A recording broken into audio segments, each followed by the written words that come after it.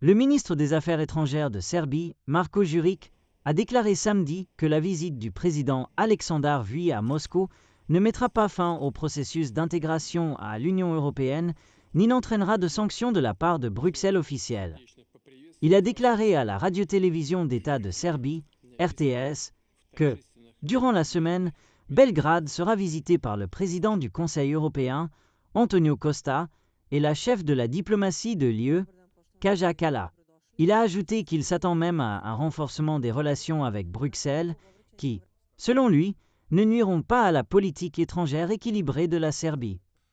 Il n'y aura pas d'interruption de l'intégration européenne, ni de sanctions, cela deviendra clair très bientôt, et ce à quoi nous pouvons nous attendre est la poursuite du développement, a déclaré Đurić. Vučić est arrivé à Moscou jeudi, où, un jour plus tard, il a participé à la commémoration de la journée de la victoire lors de la Seconde Guerre mondiale et a rencontré le président russe Poutine pour la première fois depuis le début de l'invasion russe de l'Ukraine en février 2022. La Serbie est candidate à l'adhésion à l'Union européenne, mais fait face à des critiques de Bruxelles en raison du non-alignement de sa politique étrangère avec celle de l'UE,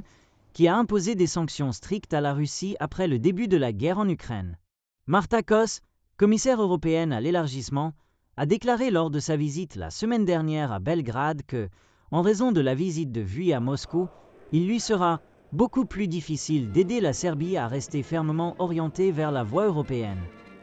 Le 9 mai 1945 et le 9 mai 2025 sont deux dates aux valeurs différentes. Aller à Moscou et célébrer avec Poutine, ou son armée qui tue des gens en Ukraine, est en totale contradiction avec les valeurs européennes,